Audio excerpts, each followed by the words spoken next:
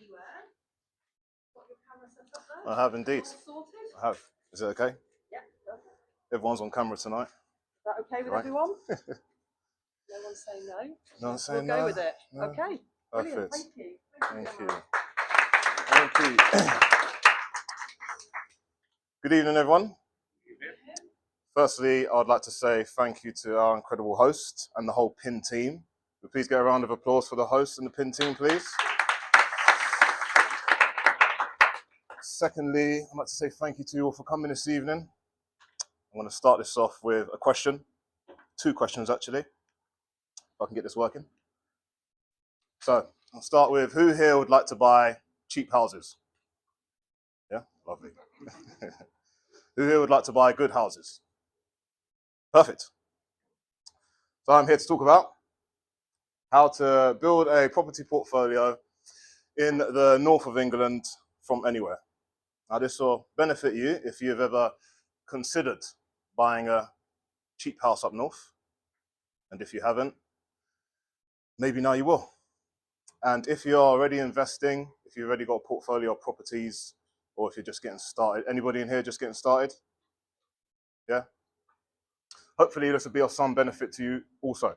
So we'll be addressing some of the concerns and dispelling some of the myths.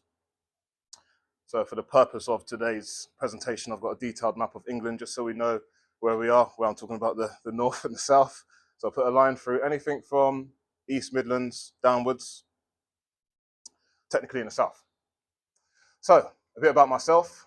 Nice to hear about the speaker, right? Just a little bit. So my name is Jared. This picture of me, quite a few years old now, quite photogenic here. So I'm originally from Surrey, beautiful town in Surrey, lovely, picturesque, scenic town. No other than the beautiful town of Croydon. Anybody here familiar with Croydon? Yeah, lovely town. I survived, I got out, I made it out. So I started investing in Peterborough when I was living in Croydon, so 100 miles away from home. Not necessarily the north, but nevertheless, remote investing. Later decided to move to Cambridgeshire to be closer to the portfolio so I can keep an eye on things, so I can manage things and scale the portfolio, keep an eye on the investments, you know. And then I ironically began investing 200 miles away from home in Liverpool. So fast forward to today, we own a company called 100 Bricks. My partner Chanel, myself, and our virtual assistant Melanie, who lives in the Philippines. Super helpful, very, very helpful lady. We now own a multi-million-pound portfolio. Our primary focus is buy, refurbish, refinance. Everyone here familiar with the BRR or B triple, quadruple R strategy? Yeah, that's how we've built our portfolio. We've also worked with multiple investors to help us scale. Probably wouldn't be here if it wasn't for the help of investors, creating a win-win solution. And we also do a side strategy of property auction trading. Anybody familiar with auction trading? Yes? Just one of you? I usually don't get any hands, but it's essentially when you buy properties and you flip without doing any renovations, so without going in there to add value. So if you can pick up a property below market value, trade it straight on through auction for a quick profit. It's a great strategy if you can get it right. So why build a portfolio in the north? Higher rental yields. Now this one is a given.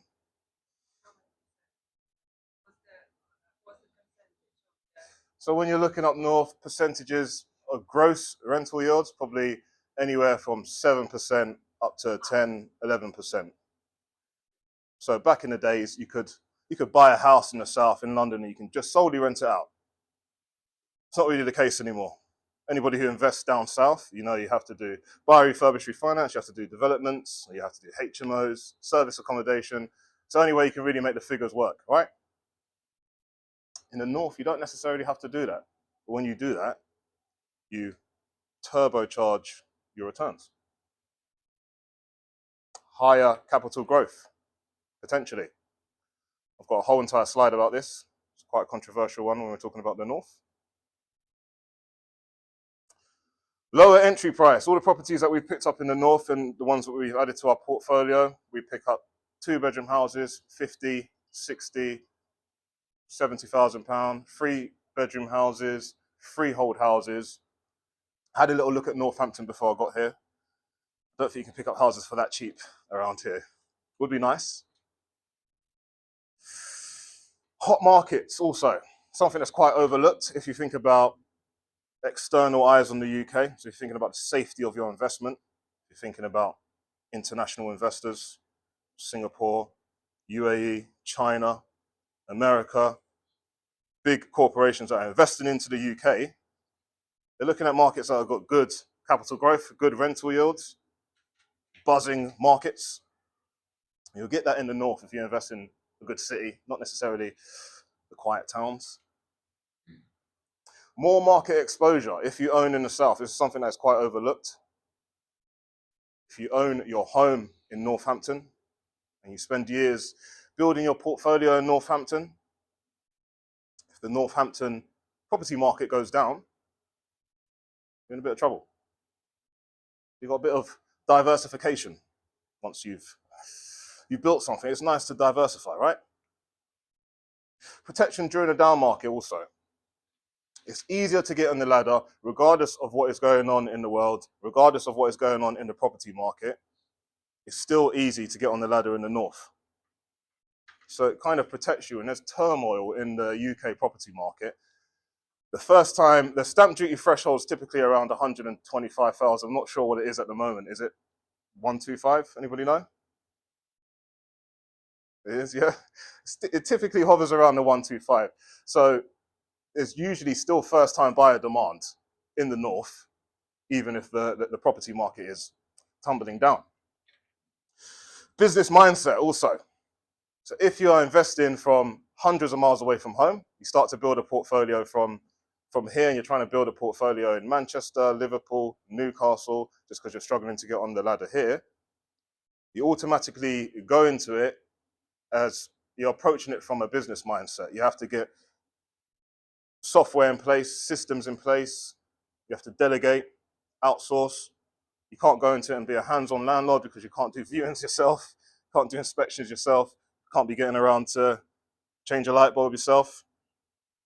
So from day one, it's a different sort of mindset you're going into it. More like a property entrepreneur mindset. Remote flexibility. Everybody likes a little bit of flexibility to do as they please, right? Spend time with their kids, travel. Everything we have built so far, built from a laptop. Got my laptop with me today. Take it with me everywhere. And last but not least, the BBBC strategy, terminology. Anybody heard of this in property before? Yes, I know you have.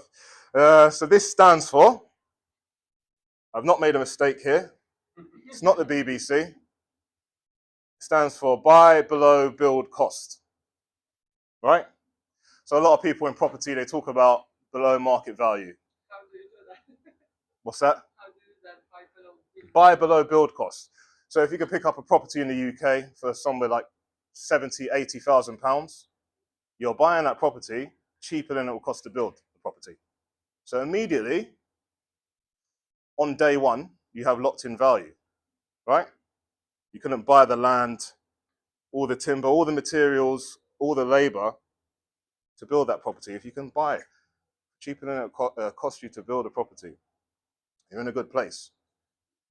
You've locked in value from day one. If you're really thinking about protecting your investments, long-term protection. So I've got the average cost here to build a 3-bedroom house in the UK, quite vague figures. Somewhere between 126 and 300,000 pounds. Thank you. So if you can pick up properties all in, purchase price, your renovation costs, stamp duty, solicitor fees, for less than 126, you're in a good place. Prices of materials, inflation, everything is going up over the years. It's going to keep going up. It's going to get more and more expensive to build houses. All right, the truth about capital growth. I get asked this a lot when I tell people I invest in the north, and they say, oh, the house prices really go up in the north. Maybe once upon a time they didn't as much. So you've got capital growth. It's guaranteed. Nowhere on the planet, no country, no city, nobody has a crystal ball. Nobody knows if your house prices are going to go up wherever you're going to invest. So what we do, we tend to balance yield and potential capital growth, right? Rental yields and potential capital growth is what we try to go for. And the only way to assess this is from real data. Not what Dave down the pub's saying, there's going to be a development in this area, there's going to be regeneration in this area, they're building a theme park here, all the house prices are going to go up. We just go from real data, so what's actually happening. So I've got some figures that I've compiled together from ONS, Nationwide, Zoopla, and Land Registry. And we have a 10-year house price growth, HM Land Registry. And we have the Northwest and the Northeast in the lead of a 10-year period at 77%, Southeast and East Anglia at 65%. The ONS, we have the Northwest and the Northeast at 79%. South, we have got at 62% over a 10-year period. And most recent statistics we have the Northwest and the Northeast. We have Zoopla at, we have everything in the lead. Zoopla, Nationwide, ONS. Everybody is recognizing the North is performing very, very well. So we have the North, house prices in the North, they do go up. They do go up in value. Back in the day, it might have been the case where people invest in London solely for capital growth. If you've done that 5-10 years ago, you're probably in trouble now from what's happening in London, Kensington and Chelsea. You was investing in the North 5-10 years ago, you're probably in a good place now, and you probably would have got great rental yields over the years, great cash flow. So common concerns and myths. So somebody's thinking about buying a house in the North and they live down south, they live hundreds of miles away from home, hundreds of miles away from where they want to invest. Common concerns are, I don't know the market. Now, I believe there's no way around this. You have to kind of learn the market wherever you're going to invest, even if you're going to invest close to home. If you live in London, you're thinking about investing in London, probably a good idea to see where the good pockets of London, where the good postcodes are, right? If you're far away from your investment area, maybe it's an idea to ring some agents and say, look, I'm looking to buy a property here and hand it over to you. What do you think about this area? Maybe play some agents off of each other, trying to get a feel for the area, look up street crime, statistics, so on and so forth. I don't have a team there, or I cannot trust tradesmen. So you try to go with somebody who's got a good reputation online. They've got good reviews. Yeah, try to do some phone calls with them, Zooms with them, maybe look at some previous projects, testimonials. It's always helpful. Somebody who's got they got a reputation. They want to defend their reputation. They don't want to lose a good reputation over a renovation. If something goes wrong, I can't get there quickly. There's not really much you can do anyway. What's the worst that could go wrong on one of your properties? Anybody? Flood. Fire. Okay, valid points. Not really anything that you could do yourself if these things were to happen. If there was a fire, you'd call the fire brigade. Something happens to the boiler, you'd call the gas safety engineer. Even if it was on your street, you'd still do the same. There's only so much you could do. Even if it was your next door neighbors, all you're going to do is stand outside and get on the phone to people. It's no different when you're hundreds of miles away. I can't oversee refurbs properly. What we do, we tend to go for a project manager. For extra security, get a third party to check in from time to time. I'm going to get more to this on the next slide. So myths, house prices don't go up as much in the North. We've covered this already. Can you see all right? Yeah. I invest close to home so I can keep an eye on things. It's only true if you are a stalker. And this is true. Once your property is up and running, and you've done a renovation and everything's all good, your tenants have the right of enjoyment, right? Nobody wants to see their landlord peeking through the windows on a Saturday night when they're trying to watch some TV, right? It's like an emotional attachment. You have to keep an eye on things. It's too far for me to travel. I have to be there. You don't have to be there. Everything that you need to do on a property, on a buy-to-let, on a renovation, you can outsource, delegate, and you can oversee this remotely. You do not have to do refurbs yourself, carry out viewings, inspections, none of this stuff. You can all of this remote. So what do? You just employ a letting agent? Yep. I'll get onto that in a sec. Bit strapped for time, I think.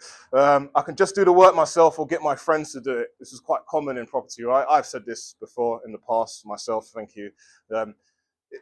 It's possible, but if your friends are really good at what they do, they're going to be in demand elsewhere. And they probably feel a little bit bad if you're going to try and give them a lower rate, and it's going to end up costing you the same anyway.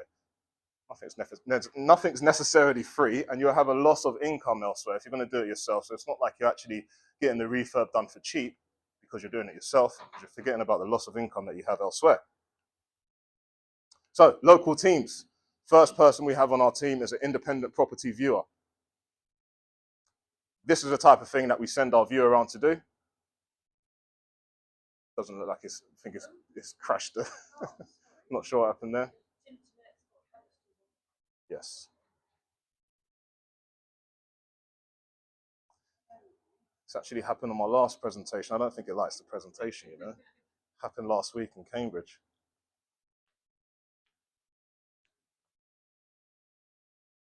That means you're going to have to listen to it all again. Is that all right?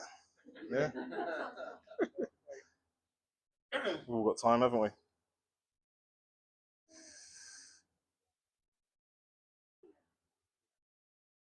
Yes. There we go.